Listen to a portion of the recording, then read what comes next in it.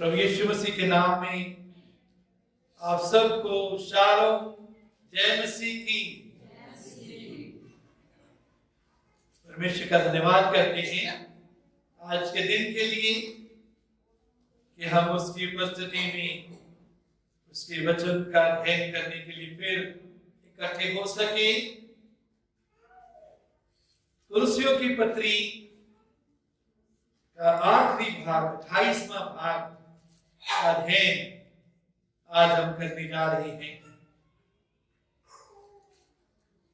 आइए तुलसी चारण है 11 पद से 18 पद तक हम पढ़ेंगे। यीशु जो युस्तुस कहलाता है तुम्हें नमस्कार कहते हैं।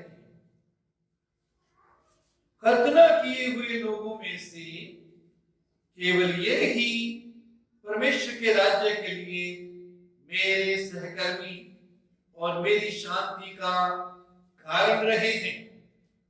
इफ्रास जो तुम में से है और मसीह यीशु का दास है तुम्हें नमस्कार कहता है और सदा तुम्हारे लिए प्रार्थनाओं में प्रयत्न करता है ताकि तुम सिद्ध होकर पूर्ण विश्वास के साथ परमेश्वर की इच्छा पर स्थिर रहो। मैं उसका गवाह हूं कि वह तुम्हारे लिए और लदीकिया और हीरा पुलिस वालों के लिए बड़ा परिश्रम करता रहता है। मेरे वैद्य लूका और दिमास का तुम्हें नमस्कार। लदीकिया के भाइयों को और नुफास उनके घर की कलीसिया को नमस्कार कहना। जब यह पत्र तुम्हारे यहाँ पढ़ लिया जाए तो ऐसा करना कि लौदीकिया की कलीसिया में भी पढ़ा जाए और वह पत्र जो लौदीकिया से आए उसे तुम भी पढ़ना। और अर्खिपुस से कहना कि जो सेवा प्रभु में तुझे सौंपी गई है उसे सावधानी के साथ पूरी करना। मुझ पौलुस का अपने हाथ से लिखा हुआ नमस्कार। मेरी जंजीरों को स्मरण रखना। तुम पर अनुग्रह होता रहे।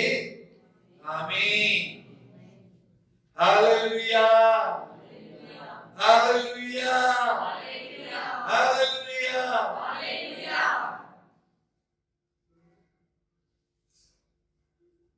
11 पद में तुलसी 4:11 में हमने पढ़ा, यहां लिखा है यीशु जो युस्तुस कहलाता है। हम जिसे प्रभु मानते हैं, जिसे उद्धारकर्ता मानते हैं, उसका नाम यीशु मसीह है। लेकिन मेरे चीजों, उस समय जब यीशु का जन्म हुआ तो यीशु नाम जो है वो प्रचलित नाम था। बहुत से लोग अपने बच्चों का नाम यीशु रखते थे क्योंकि यहूदी विश्वास करते थे कि उनका मसीहा जो उनको उद्धार देने वाला है वो आने वाला है, वो आएगा। मेरे चीजों, तो यीशु यहां जो युस्तुस कहलाता है। एक और यीशु के बारे में हम पढ़ते हैं प्रेरितों का काम 13:8। नोट कर लीजिए, पढ़ेंगे नहीं। उसमें एक टोना जादूगर है, उसका नाम बार यीशु है। क्या है जी? बार यीशु। तो बाइबल में यीशु एक से बढ़कर कुछ यीशु का कम से कम 3 के बारे में तो हम जानते हैं,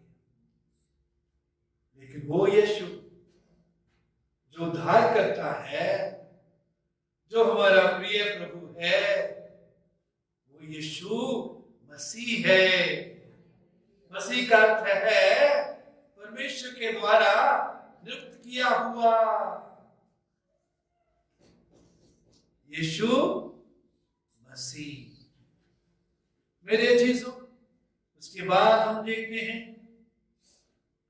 इफ्रास जो तुम में से है और मसीह यीशु का दास है, तुम्हें नमस्कार कहता है और सदा तुम्हारे लिए प्रार्थनाओं में प्रयत्न करता है, ताकि तुम सिद्ध होकर पूर्ण विश्वास के साथ परमेश्वर की इच्छा पर स्थिर रहो। तुम्हारे लिए प्रार्थनाओं में यत्न करता है, प्रार्थनाओं में कोशिश करता है, प्रार्थना में समय व्यतीत करता है तुम्हारे लिए। तुम्हारे लिए वो प्रार्थना में और आत्मा में पीड़ा सहता है। जब हम आत्मा में किसी के लिए प्रार्थना करते हैं तो पवित्र आत्मा दूसरों के लिए बोझ और दूसरों के लिए दर्द, पीड़ा हमारे अंदर भरता है, और पवित्र आत्मा हमारे द्वारा दूसरों के लिए दर्द के साथ, बोझ के साथ, आंसुओं के साथ, पीड़ा के साथ प्रार्थना करता है। मेरे जीसो,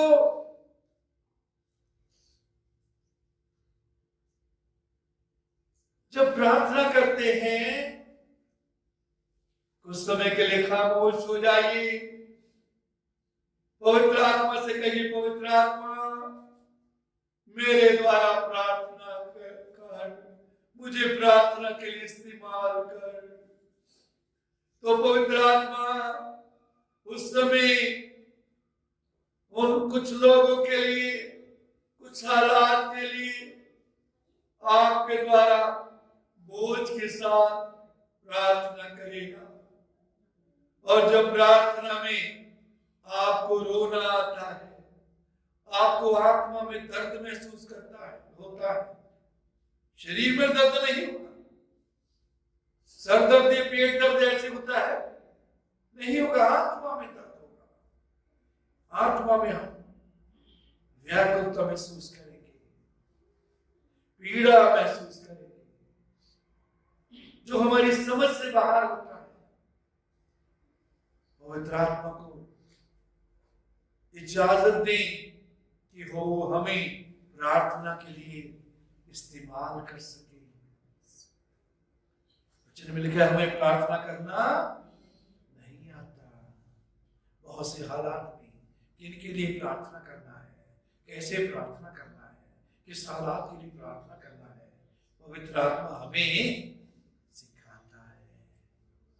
तो यदि आप करते हैं तो बहुत अच्छी बात है, यदि नहीं करते तो करना शुरू कर दें। आत्मा में प्रार्थना करना शुरू कर दें।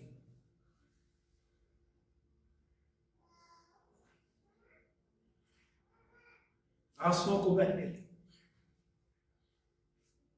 दर्द आत्मा में सही, पीड़ा आत्मा में सही, वो किसी के छुटकारे का कारण वो प्रार्थना होगी। उस प्रार्थना से किसी न किसी को मदद मिलेगी। हमें से कईयों सिस्टर के बारे में सुना है, वो उन्होंने उदाहरण एक बार दी थी कि ऐसे ही वो अपनी बहन के लिए और उसकी सहेली थी, उसके लिए आत्मा में बहुत बोझ महसूस कर रही थी। आत्मा में प्रार्थना में उसके लिए वो रो रही थी, चिल्ला रही थी, आत्मा में दर्द महसूस कर रही थी, पीड़ा महसूस कर रही थी। उसके बाद उसने अपनी उस सहेली को फोन किया, दूसरे दिन पूछा कि उस समय क्या हुआ। उसकी सहेली ने बताया कि वो जो प्रेस कर रही थी प्रेस में कर डाला, वो उसे चिपक गई। उस समय पवित्र आत्मा ने सिस्टर एलिस को इस्तेमाल किया उसके लिए प्रार्थना करने के लिए, और प्रभु ने उसको बचाया। यदि वो प्रार्थना ना करती, हो सकता है वो उसका छुटकारा ना होता, वो मर जाती। सो मेरे चीजों, पवित्र आत्मा की सहायता मांगी। प्रार्थना करते करते कुछ समय के लिए खामोश हो जाए, रुक जाए, कहिए पवित्र आत्मा मुझे प्रार्थना करना सिखा, मेरे द्वारा प्रार्थना कर। ये बहुत ही आशीषित अनुभव है, आशीष की बात है कि हम पवित्र आत्मा के द्वारा प्रार्थना करें, पवित्र आत्मा हमारे द्वारा प्रार्थना करे। पवित्र आत्मा हमें इस्तेमाल करना चाहता है, लेकिन वो हम पर जबरदस्ती नहीं करता। उसी के द्वारा प्रार्थना करता है जो अपने आप को प्रार्थना के लिए दे देता है, जो कहता है पवित्र आत्मा मुझे प्रार्थना करना सिखा, मेरे द्वारा प्रार्थना कर। वो ऐसी आंखें भर भर कर जो हमारी समझ से, हमारे बयान से बाहर है, आंखें भर भर कर हमारे द्वारा प्रार्थना करेगा, जो दूसरों के छुटकारे का कारण होगा। हो सकता है जिन लोगों को आप बार बार वचन सुनाते हैं, जिनके लिए प्रार्थना करते हैं, वो प्रभु के पास नहीं आते, उनके हालात नहीं बदलते। लेकिन यदि आप पवित्र आत्मा के हवाले अपने आप को करते हैं, पवित्र आत्मा के द्वारा प्रार्थना करते हैं, पवित्र आत्मा को अपने द्वारा प्रार्थना करने देते हैं, उस प्रार्थना के द्वारा किसी का छुटकारा हो जाएगा, कोई उद्धार पा जाएगा, कोई बदल जाएगा, किसी के हालात बदल जाएंगे, कोई बंधन से आजाद हो जाएगा, परमेश्वर की महिमा होगी, प्रभु का राज्य बढ़ेगा, उसकी इच्छा पूरी होगी। सदा तुम्हारे लिए प्रार्थना में प्रयत्न करता है, प्रार्थना में मेहनत करता है, प्रार्थना में समय व्यतीत करता है। आप कब करना शुरू करेंगे? यदि नहीं करते अब तक, यदि करते हैं तो अच्छी बात है, उसमें बढ़ते रहेंगे। यदि नहीं शुरू किया तो आज से इफ्रास की उदाहरण को अपना लें। प्रभु यीशु मसीह ने भी आंसू बहा बहा कर प्रार्थना की, ऊंचे स्वर से यीशु ने कई बार प्रार्थना की। इब्रानी की पत्री में लिखा है, आंसू बहा बहा कर, चिल्ला चिल्ला कर यीशु की प्रार्थना करता था। इसलिए वो पहाड़ में या अकेले में चला जाता था, जंगल में चला जाता था। हम भी कोशिश करें अकेले में, दूसरों से दूर, उस वातावरण से अपने आप को अलग करके प्रार्थना करें और अपने आप को पवित्र आत्मा के हवाले करें। करना शुरू कर दें। पवित्र आत्मा चाहता है, हर एक को इस्तेमाल करना चाहता है, प्रार्थना की सेवा देना चाहता है।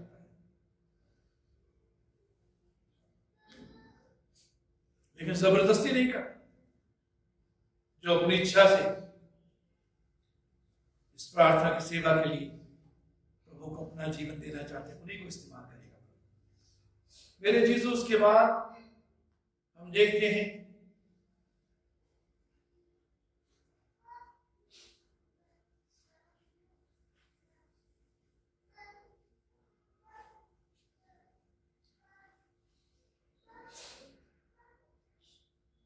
12 पद नहीं, प्रार्थना के बारे में हमने पढ़ा। उसके बाद हम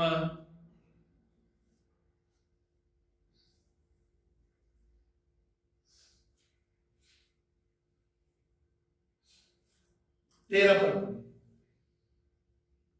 मैं उसका गवाह हूं, इफ्रास के लिए बोलता है कि मैं तुम्हारे लिए और लौदीकिया और हिरापोलिस वालों के लिए बड़ा परिश्रम करता है, प्रार्थना में ही बड़ा परिश्रम करता है, उसके बारे में बोल रहा हूं।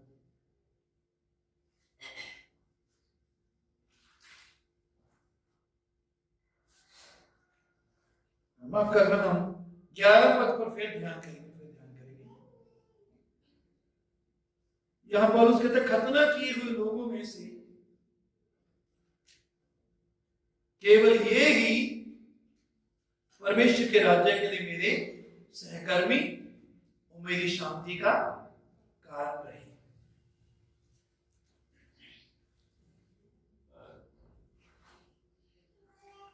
कुछ लोगों का जिक्र करता है, पिछले भाग में हमने देखा कुछ का नाम पौलुस लेता है, ओनेसिफरस के बारे में, अरिस्तर्खुस के बारे में, मार्कुस के बारे में, और यीशु जो यूस्तुस कहलाता है, और इफ्रास के बारे में। इनके बारे में पौलुस कहता है, खतना किए हुए लोगों में से केवल ये ही परमेश्वर के राज्य के लिए मेरे सहकर्मी और मेरी शांति का कारण रहे। ये बात क्या दिखाती है कि पौलुस का साथ देने वाले बहुत ज्यादा नहीं थे, थोड़े थे। मेरे जीजो, यदि आप और मेरा भी साथ देने वाले थोड़े होते हैं तो कोई हैरानी की बात नहीं। साथ देने वाले आमतौर पर बहुत थोड़े होते हैं, बात करने वाले बहुत होते हैं, मुंह से बोलने वाले कि हम आपसे प्रेम करते हैं, हम आपका ध्यान करते हैं, आपकी परवाह करते हैं, आपकी चिंता करते हैं, मुंह से बोलने वाले बहुत होते हैं, साथ खड़े होने वाले कम होते हैं। लेकिन उन्हीं को लेकर आगे बढ़ते जाएं। इसका मतलब यह भी है कि बहुतों ने पौलुस को छोड़ दिया, जो साथ चले थे सेवा में, जिन्होंने वायदा किया था कि साथ निभाएंगे, वो छोड़कर चले गए। दूसरा तीमुथियुस 4:16 में भी प्रभु का दास पौलुस कहता है, मेरे पहले प्रतिवाद के समय, पहली पेशी जो कोर्ट में हुई उस समय किसी ने मेरा साथ नहीं दिया, वरन सबने मुझे छोड़ दिया था। भला हो इसका उनको लेखा ना देना पड़े। कहता सबने मुझे छोड़ दिया था जब पहली पेशी हुई। डर गए लोग कि पौलुस के साथ हमको भी जेल में डाल देंगे, हम पर भी मुकदमा चल जाएगा। मेरे चीज याद रखो, प्रभु कहता है उनसे मत डरो जो तुम्हारे शरीर का नाश करते हैं, उसी से डरो जो आत्मा और शरीर दोनों को नरक में डाल सकता है।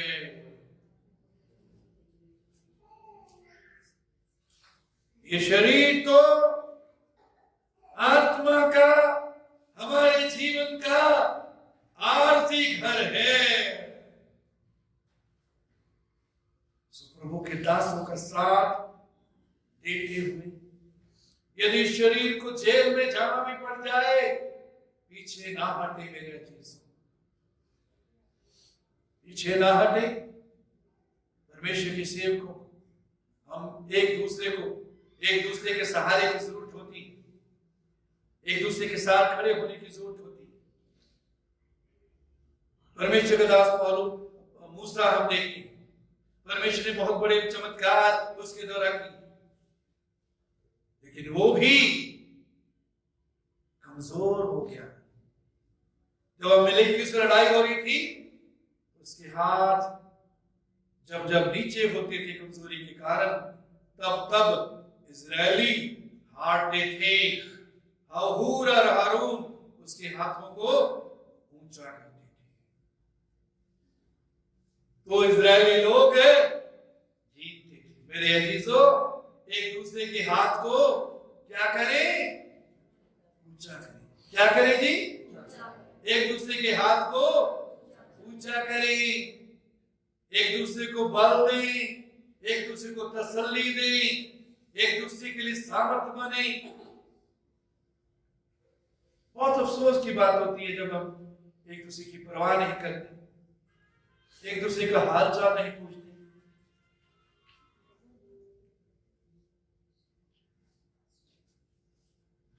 एक दूसरे के साथ कभी समय नहीं गुजारते, कभी फोन नहीं करते। एक दूसरे की परवाह करें, एक दूसरे की चिंता करें। हमें बहुत खुशी होती है जब आप में से कुछ हमें भी फोन करती, पूछती है। लॉकडाउन के दरमियान कुछ ने फोन किया, लेकिन वो उंगलियों पर गिने जाने वाले।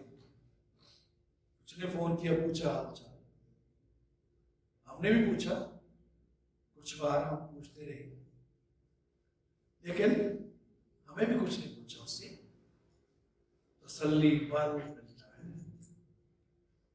और जब खास तौर पर कोई समस्या में है, उसके साथ खड़े हो। खासतौर पर यदि कोई विश्वासी भाई या बहन है, मेरे जीसू। उसके बाद फिलिप्पियों 3:17-19 में पौलुस कहता है, हे भाइयों, तुम सब मिलकर मेरी सी चाल चलो और उन्हें पहचान रखो जो इस रीति से नहीं चलती। फिलिप्पियों हम 3:17-19 पढ़ेंगे।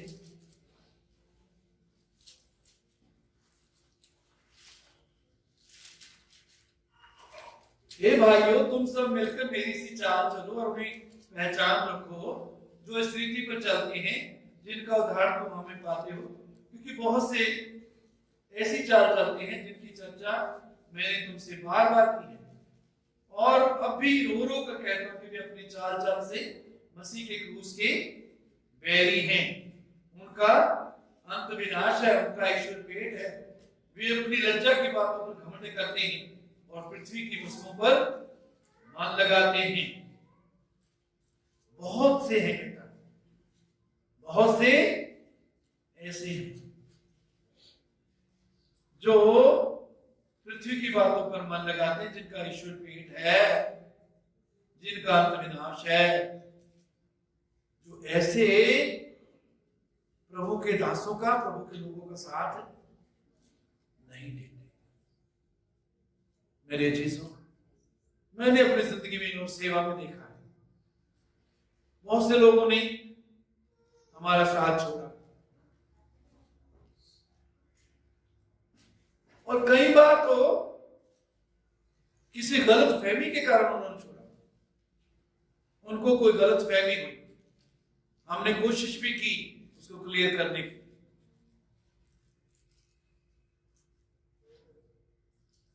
अभी ताजा लॉकडाउन की बात की भी बात है, हमें से किसी को हमने सोचा उसको गलतफहमी हुई है, हमने उसको क्लियर भी किया। जो बात उसने बताई थी कि रंजिश, जिस बात का रंजिश उसके अंदर है, उसके बाद भी उन्होंने मिलना, साथ देना नहीं चाहा। उस तक कहीं और भी बात नहीं हो सकती है, प्रभु उनको आशीष दे। लेकिन मैंने अपने जीवन में सेवा में देखा है, आपने भी देखा होगा कि बहुत से लोग साथ चलते हैं, कुछ देर के बाद साथ को छोड़ देते हैं, आगे बढ़ते हैं। एक समय मेरे जीवन में आया था जब मैंने प्रभु से कहा था कि प्रभु, यदि मेरा परिवार भी सेवा में मेरा साथ नहीं देगा तो मैं तेरे साथ साथ चलता रहूंगा। यदि वो नहीं चलेंगे तो मैं चलूंगा। मैं परमेश्वर का धन्यवाद करता हूं आप सबके लिए और उन लोगों के लिए जो अलग सेवा तो कर रहे हैं लेकिन अभी तक प्यार करते हैं, अभी तक हमारे साथ खड़े होते हैं, दुख सुख में खड़े होते हैं, हमसे प्यार करते हैं। ऐसे लोग परमेश्वर की ओर से हमारे लिए आशीष का कारण होते हैं। उसके बाद हम 4:13 में देखते हैं, प्लीज अपना मोबाइल साइलेंट पर लगा लीजिए। आप सभी से विनती है, मोबाइल साइलेंट कर लीजिए। आगे 13 पद में कहता है, मैं उसका गवाह हूं कि वो तुम्हारे लिए और माफ कर 14 प्रिय वैद लूका और दिमास का तुम्हें नमस्कार। लूका का तुमको नमस्कार नहीं बोल रहा, दिमास का तुमको नमस्कार बोल रहा है। लूका और दिमास का तुम्हें नमस्कार नहीं बोल रहा। क्या बोल रहा है जी? प्रिय वैद लूका पौलुस का प्यारा बन गया, प्रिय बन गया। क्या बन गया जी? प्रिय बन गया। जो लोग परमेश्वर के सेवक के साथ खड़े रहते हैं, सेवकाई में वफादारी से साथ देते हैं, जो सेवकों के साथ एक मन होकर बने रहते हैं, वो उनके प्रिय बन जाते हैं। मैं परमेश्वर का धन्यवाद देता हूं, आप में से कुछ जो सचमुच मेरे लिए भी प्रिय, मेरे परिवार के लिए प्रिय है, बेलोवड है, डियर है, नियर है।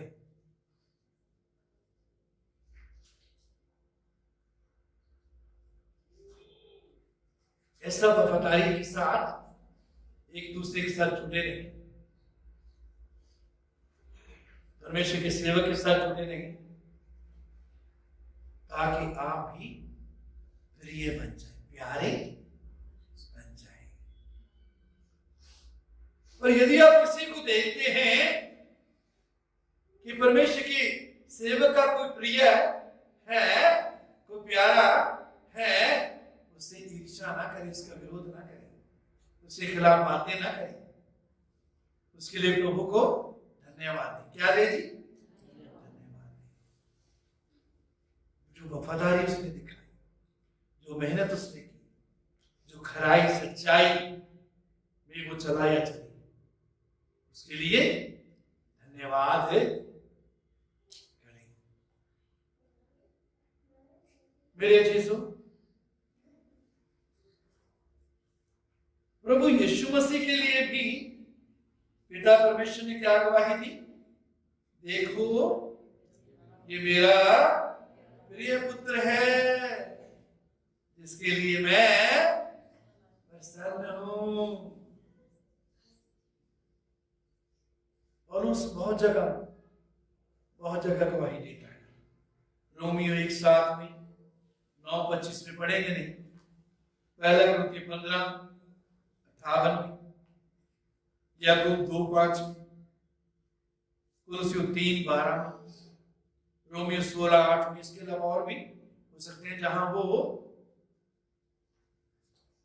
उन कलीसियाओं को और लोगों को प्रिय कहता है। दिखावे के लिए किसी के प्रिय बनने की कभी कोशिश ना करें। दिखावा हमेशा जाहिर हो जाता है।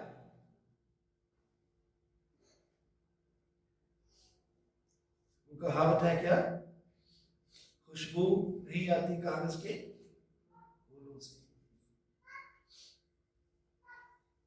कागज के फूल से खुशबू नहीं आती। आजकल लोग कोशिश करते हैं उसको सेंट लगा के, कागज का फूल बना के सेंट लगाए, लेकिन वो थोड़े समय के लिए ही होते हैं, वो नकली है।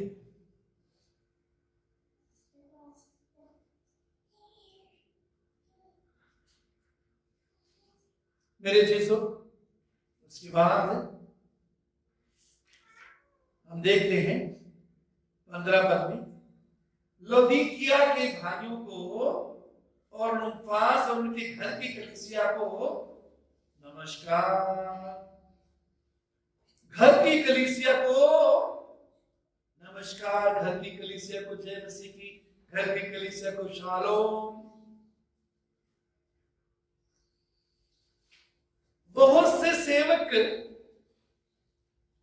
उन सेवकों को और उनकी सेवकाई को कुछ नहीं समझते, तुच्छ जानते हैं, जो घरों में इकट्ठे होते हैं, जो छोटा झुंड होता है।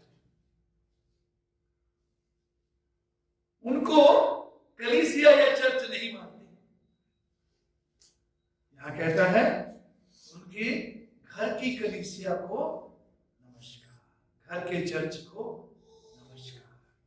घर में चर्च होता था, बनाई हुई बिल्डिंग चर्च नहीं, आप चर्च, प्रभु पर विश्वास करने वाले लोग चर्च, जिनको संसार से प्रभु ने अलग किया है, वो लोग चर्च हैं। आप लोग चर्च हैं, बिल्डिंग चर्च नहीं। बिल्डिंग में तो चर्च इकट्ठा होता है, बिल्डिंग चर्च का भवन है, बिल्डिंग चर्च नहीं। कुछ महीने पहले हम एक प्रभु के दास से मिले, वहां हमें जरूरी कुछ काम था और मैंने चर्च बिल्डिंग बोल दिया, चर्च बिल्डिंग बोल दिया। वो कहता नहीं चर्च बिल्डिंग नहीं, चर्च। मैं उस समय उससे बहस नहीं करना चाहता था, क्योंकि हम और किसी काम के लिए गए थे। नहीं मेरे चीज, यीशु ने जो कहा, इस पत्थर पर मैं कलीसिया बनाऊंगा। पौलुस ने जब इकरार किया कि तू जीवते परमेश्वर का पुत्र मसीह है, तो यीशु ने कहा इस पत्थर पर मैं कलीसिया बनाऊंगा। और लोग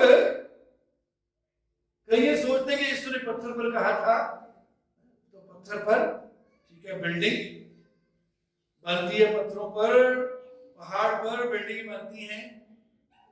मेरे चीजों, यीशु का अर्थ बिल्डिंग बिल्कुल नहीं था, बल्कि जो प्रकाश पवित्र आत्मा के द्वारा पौलुस को मिला था, जो परमेश्वर पिता ने उसमें प्रकट किया था, उस विश्वास के अंगीकार, उस विश्वास के प्रकाश पर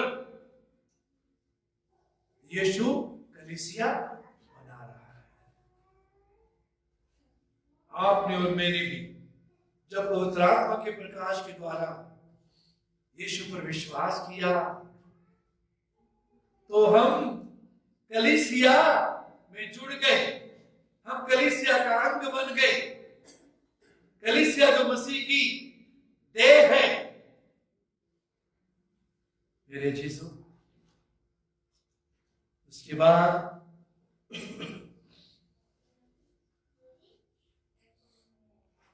कुलसियों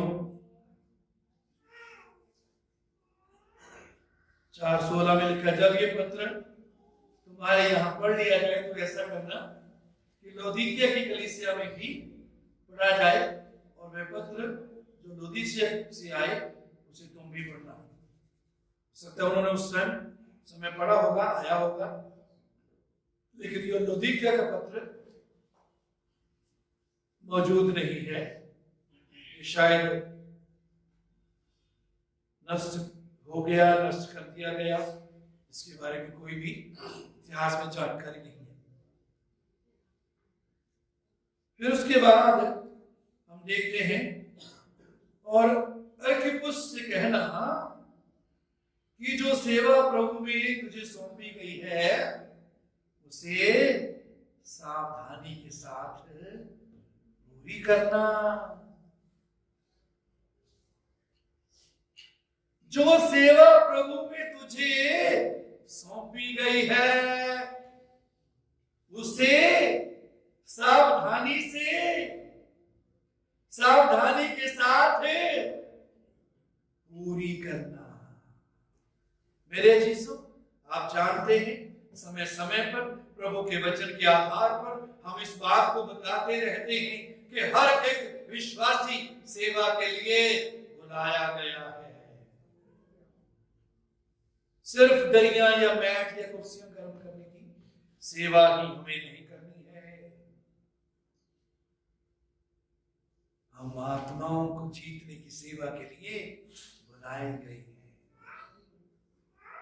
परमेश्वर के राज्य के लिए आत्माओं को प्रभावित करने के लिए बुलाए गए हैं, परमेश्वर के राज्य को बढ़ाने के लिए बुलाए गए हैं।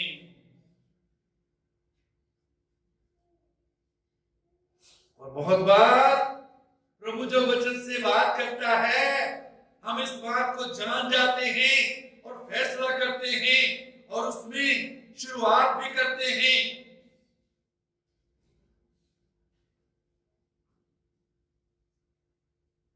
लेकिन मेरे चीजों, वचन के अंदर सावधानी के साथ पूरी करना, क्योंकि सावधान नहीं रहेंगे, सावधानी से उसको पूरा नहीं करेंगे तो बीच में ही सेवा छोड़ देंगे।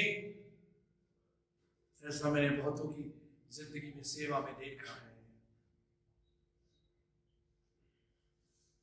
मेरे चीजों, आज प्रभु आपसे बात कर रहा है इस वचन के द्वारा कि जो प्रभु ने आपको सेवा दी है, जिस सेवा के लिए आप हाँ कर लेते हैं, जिस सेवा के लिए प्रभु आपके हृदय में डालता है, उसको सावधानी के साथ पूरी करना जरूरी है। उस सेवा में सावधान रहेंगे, वो सेवा हाथ से जा सकती है, उस सेवा को हम हो सकते हैं। मेरे चीजों,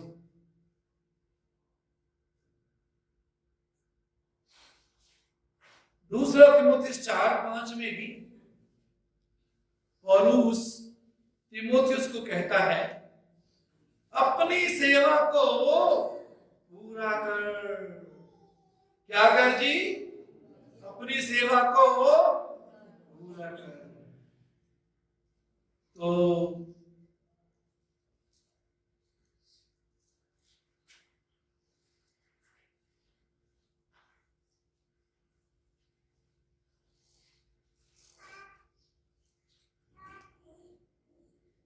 अर्खिप्पुस को भी पौलुस कहता है और तीमुथियुस को भी पौलुस कहता है कि अपनी सेवा को क्या करो जी?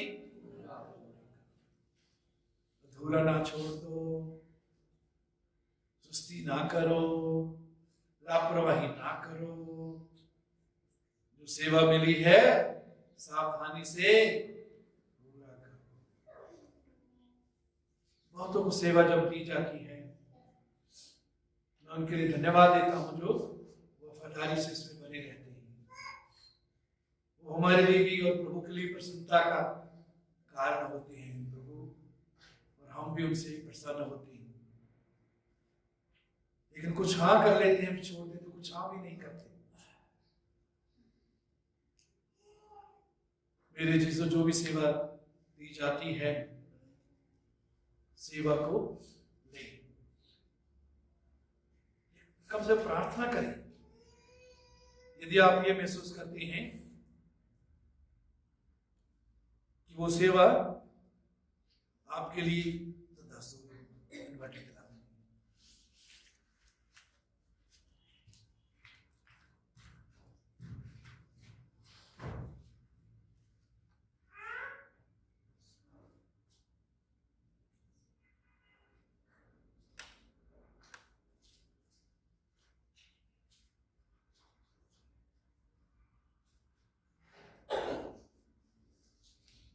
सेवा प्रभु में तुझे सौंपी गई है, प्रभु में सौंपी जाती है। जो भी सेवक सेवा देते हैं उसको प्रभु की सेवा समझकर सौंप करें। पौलुस तो यहां तक कहता है कुलुस्सी पत्री में कि जो काम तुम करते हो, जो काम तुमको मिला है, उसको प्रभु की सेवा समझकर करो। यहां सेवकाई का जिक्र किया जाता है, तो सेवकाई को सावधान रहें, चौकस रहें। तो क्या है, ये सावधानी के साथ पूरी करना है। जो सेवा प्रभु में तुझे सौंपी गई है, उसे सावधानी के साथ पूरी। मेरे जीसस, जो भी सेवा दी गई, जैसे मैंने पहले बताया, हर विश्वासी को सेवा दी गई है, सेवक को सेवा दी गई है, उसे सावधानी के साथ क्यों करने की जरूरत है? क्योंकि हम कई बार लापरवाही कर सकते हैं। हो सकता है जैसे करनी चाहिए उसमें ढील करते हैं। सावधानी से करें, चौकसी से करें, उसमें गलती अपनी तरफ से गलती ना करें। कभी हो जाती है, वो अलग बात है, लेकिन जानबूझकर लापरवाही के कारण गलती ना होने पाए, इसलिए सावधान रहना है। क्या रहना है जी? सावधान रहना है। और सेवा को क्या करना है जी? पूरा करना। क्या सेवा करने को पूरा क्या करना है जी? सेवा को पूरा करो।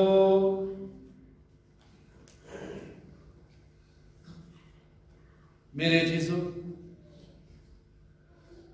क्यों सेवा को पूरा करने की जरूरत है?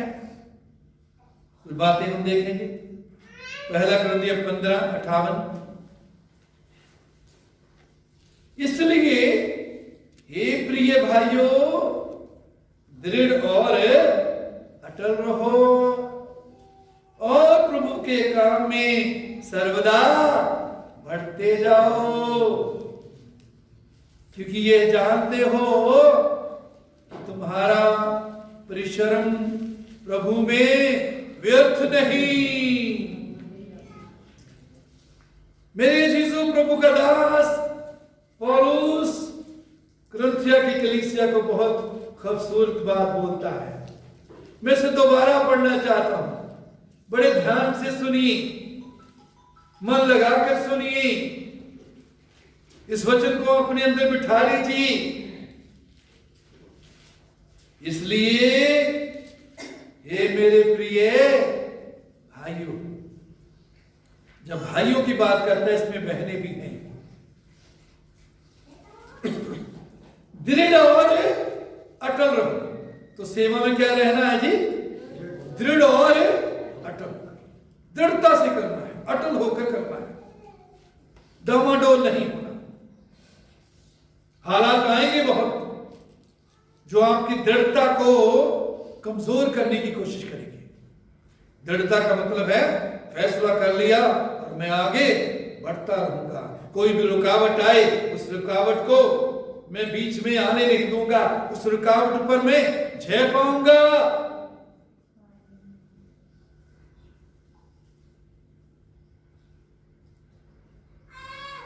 दृढ़ और अटल रहो, डामाडोल ना हो।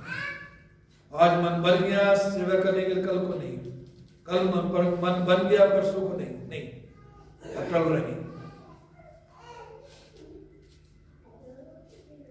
और प्रभु के काम में सर्वदा बढ़ते जाएं। प्रभु के काम में कब बढ़ते जाएंगे?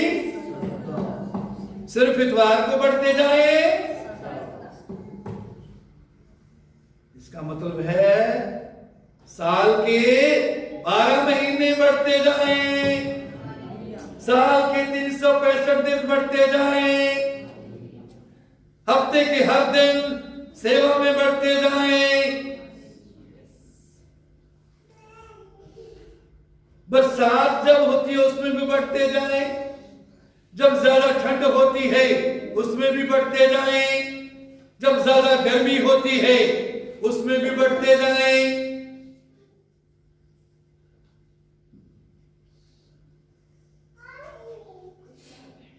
जब मेहमान घर में आ गए हैं उनसे क्षमा मांग ले, माफी मांग ले। अगर वो बिना बताए आए हैं, बिना अपॉइंटमेंट के आए हैं, उनसे माफी मांग ले। सीखे माफी मांगना कि माफ करना, मैंने सेवा के लिए जाना था, मुझे जाना जरूरी है, मैं आकर आपसे मिलूंगा, बात करूंगा। अच्छा है, ये कल्चर को हम चेंज करें। जो कोई भी अचानक किसी भी समय आ जाता है उनको हम ठीक करें, उनकी मदद करें। जब कोई ऐसे आता है उनको बताएं कि प्लीज आप फोन करके आया करें, ताकि ऐसा ना हो कि हम घर में ना मिले और आपको निराशा हो। इसलिए आप फोन करके आए, और अगर वो फोन करते हैं आप उनको अपनी एडजस्टमेंट भी बताएं, सिर्फ उन्हीं का ना देखें। तो ही आप दृढ़ और अटल रहेंगे और प्रभु की सेवा में बढ़ेंगे।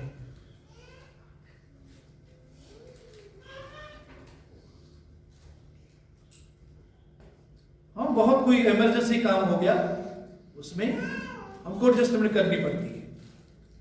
कोई अचानक किसी की डेथ हो गई, बहुत अर्जेंट काम हो गया, उसमें हम जो है एडजस्टमेंट कर सकते हैं। उसमें हम ऐसे हालात में आगे पीछे सेवा को कर सकते हैं। मेरे चीजों तो कहता है प्रभु तुम्हारा परिश्रम प्रभु में व्यर्थ नहीं, जो मेहनत तुम प्रभु में करते हो वो व्यर्थ नहीं जाएगी, उसका प्रतिफल प्रभु आपको देगा, उसका इनाम प्रभु आपको देगा, उसके द्वारा प्रभु की महिमा होगी। जो वचन आप दूसरों में डाल देते हैं, वचन का बीज वो फल लाएगा। हो सकता है उनके द्वारा दूसरे भी बहुत से परमेश्वर के राज्य में आने वाले बन जाएं। जिन परमेश्वर के सेवकों को परमेश्वर हजारों और लाखों आत्माओं को जीतने के लिए इस्तेमाल करता है, किसी न किसी सेवक ने उनके ऊपर किसी दिन मेहनत की थी। तुम्हारा परिश्रम प्रभु में व्यर्थ नहीं है। हम पर भी किसी ने मेहनत की, आप भी मेहनत करें, सहे दूसरों की। गलती 6:9 में लिखा है, हम भले काम करने में साहस ना छोड़े, क्योंकि यदि हम ढीले ना हो तो ठीक समय पर कटनी काटेंगे। ढीले ना हो तो ठीक समय पर कटनी काटेंगे। आत्माओं को जीतेंगे।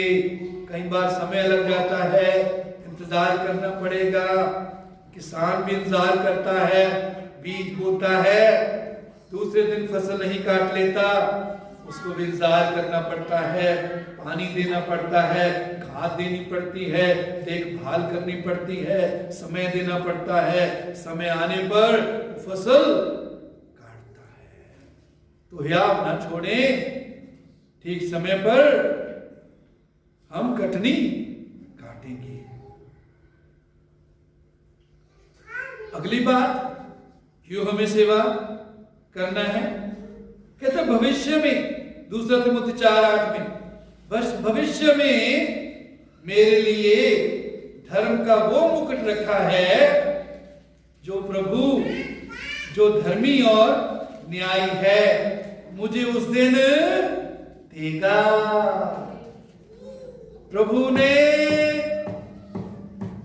सेवा करने वालों के लिए मुकुट रखा है, ना मुरझाने वाला मुकुट रखा है, महिमा वाला मुकुट रखा है, जो अनंत काल तक हमारे सिरों पर होगा।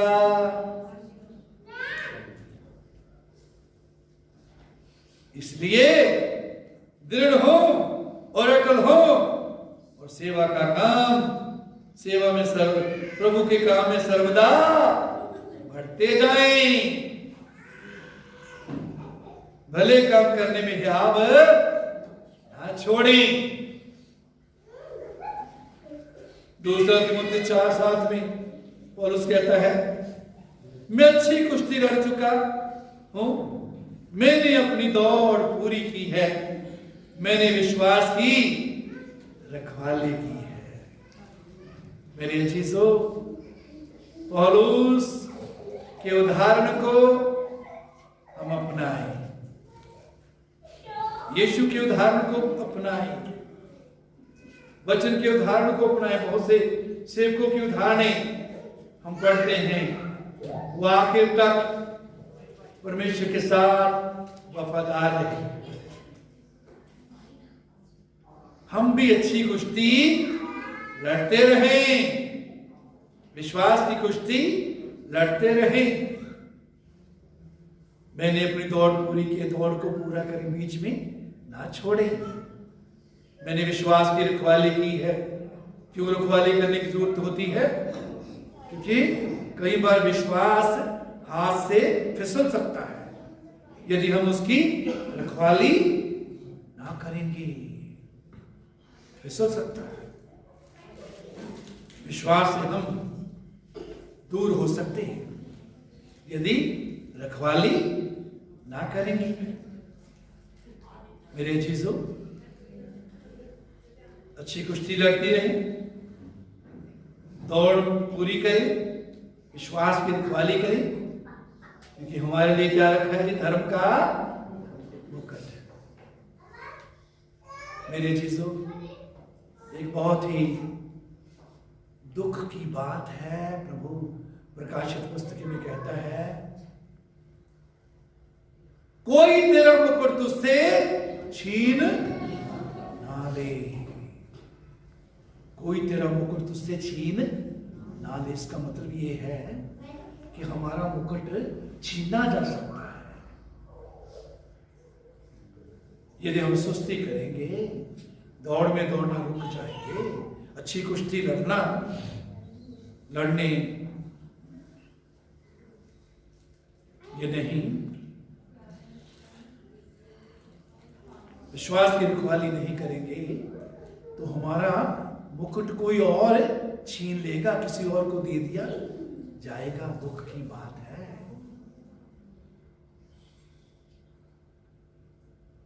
अठारह पद में, मुझ पौलुस का अपने हाथ से लिखा हुआ नमस्कार। पौलुस किसी न किसी को पत्र लिखने के लिए बोलता था, लेकिन आखिर में अपने साइन करता था, जो उनको ग्रीटिंग्स, जय मसीह की नमस्कार सालों अपने हाथ से लिखता था। ये पौलुस के प्रेम को और उसकी परवाह जो उनके लिए करता है, चिंता उनके लिए करता दिखाता है। मेरे चीजों, हम भी पौलुस के उदाहरण को उदाहरण अपनाएं। मेरी जंजीरों को स्मरण रखना तुम पर अनुग्रह होता रहे। पौलुस की जंजीरों को कहता, मेरी जंजीरों को स्मरण रखना, उनसे लज्जित ना हो। प्रार्थना करते रहो कि इन हालात में भी परमेश्वर का वचन मेरे द्वारा फैले, प्रभु की महिमा हो, परमेश्वर का राज्य बढ़े। परमेश्वर का धन्यवाद हो इस वचन के लिए। आइए हम प्रार्थना करें। महान पिता, एक बार फिर तेरा धन्यवाद, तेरे नाम की स्तुति महिमा बढ़ाई करते हैं आज के दिन के लिए। कुलुसियों की पत्री 28 के भाग के लिए धन्यवाद देते हैं प्रभु, जो वचन आज सिखाया। प्रभु हमें से प्रत्येक की सहायता कर, हम सेवा में दृढ़ता से आगे बढ़ते जाएं, विश्वास में दृढ़ता से आगे बढ़ते जाएं। सचमुच जो हमारे प्रिय हैं उनके लिए धन्यवाद देते हैं प्रभु, जो हमारे लिए तूने खजाना दिया है, जो सहायक दिए हैं उनके लिए धन्यवाद करते हैं प्रभु। एक दूसरे के प्रिय बनने के लिए तू अनुग्रह दे प्रभु, आत्मा के द्वारा एक दूसरे के साथ एकता में जुड़ने का, प्रेम में जुड़ने का अनुग्रह दे प्रभु, ताकि हम बहुतों के लिए और बहुत से हमारे लिए प्रिय बन जाएं।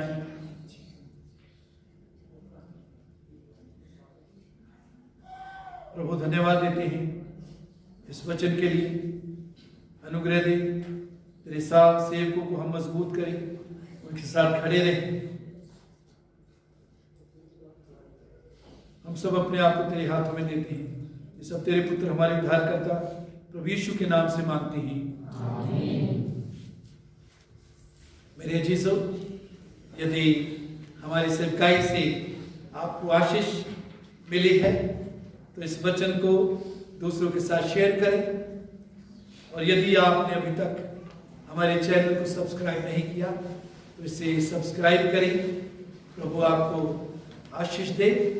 अगले हफ्ते से जो भी प्रभु वचन देता है उसको, उस वचन को लेकर हम आपके सामने उपस्थित होंगे। प्रभु आप सबको आशीष दे और आप सबको merry Christmas and happy new year.